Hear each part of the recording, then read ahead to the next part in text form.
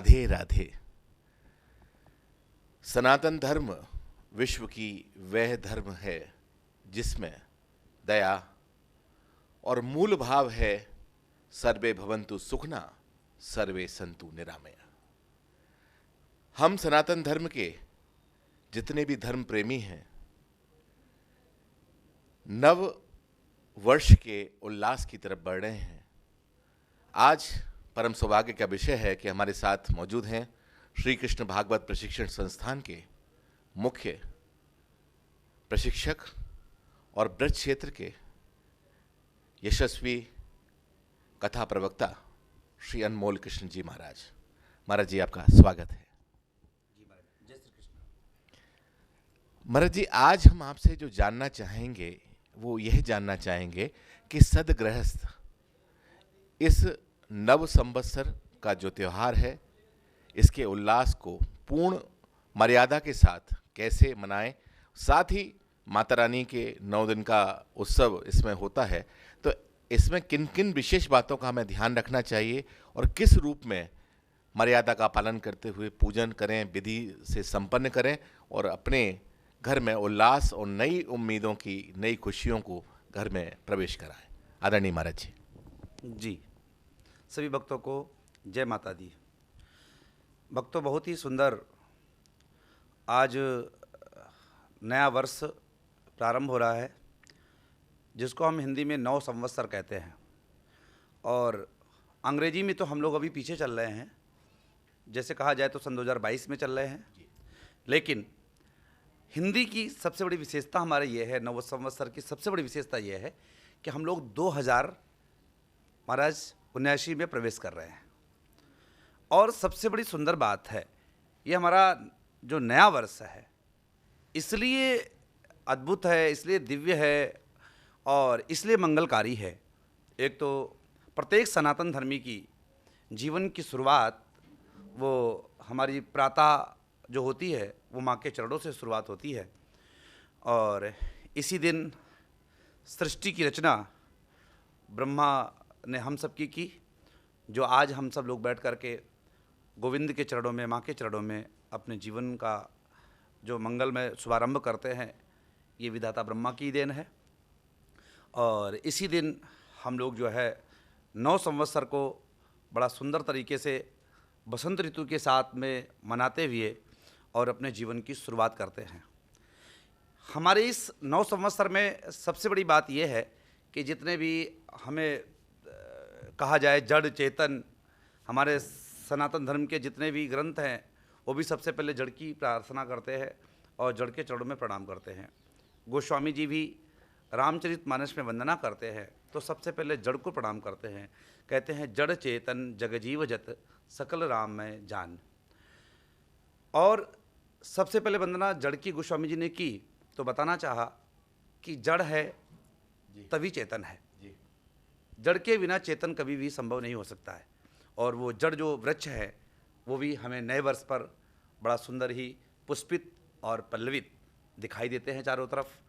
और ग्रस्तों की आपने जो बात की तो उनके लिए सबसे सुंदर अपना जो वर्ष है, पूरा हमारा वर्ष जो मंगलकारी रहे।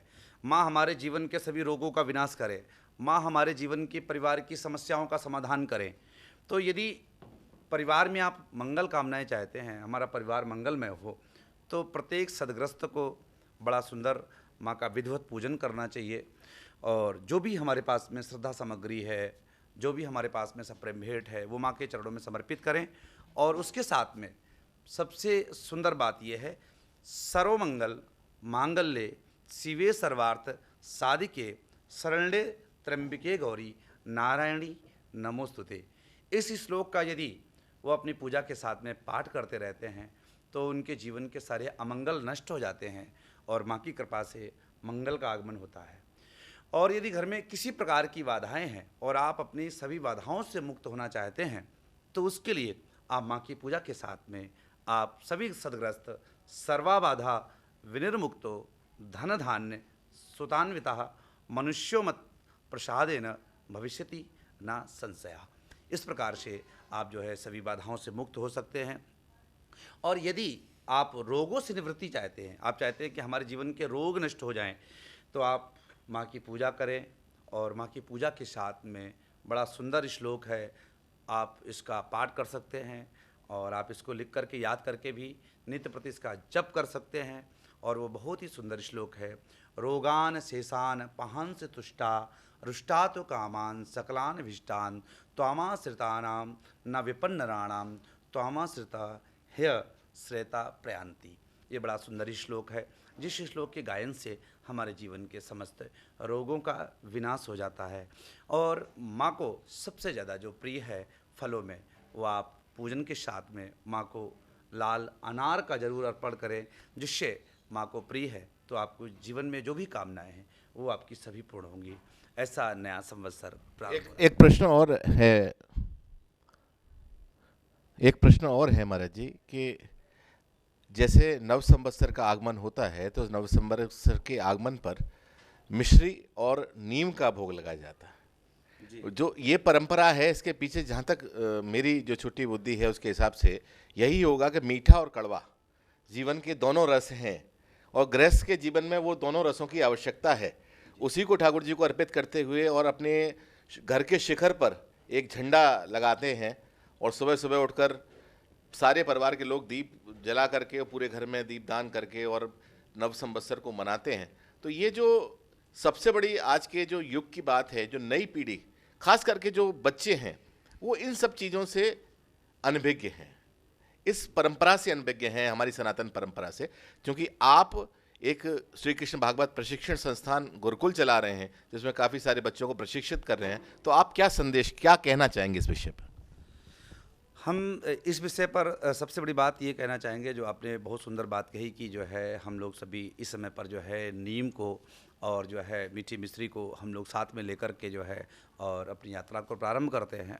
तो इसमें सबसे बड़ी बात यह है कि हमको प्रत्येक सनातन धर्मी को इस नव वर्ष पे अपने घर पे झंडा लगाना चाहिए, जिससे हमारा एक परिचय हो कि हम सनातन धर्मी हैं और हम आज माँ के चरणों से और नए झंडे के साथ में और नई चेतना के साथ में, नई ऊर्जा के साथ में, और जिस प्रकार से झंडा हमेशा हल्की सी हवा चलने पर भी बराबर प्रवाहित होता रहता है, उसी प्रकार से हम माँ के चरणों में पूजन करें, आराधन करें और अपना जीवन प्रवाहित होता रहे। इस प्रकार की उस झंडे के चरणों में पूजन के साथ में अपनी जीवन की यात्रा को और नए वर्ष को प्रारंभ करें।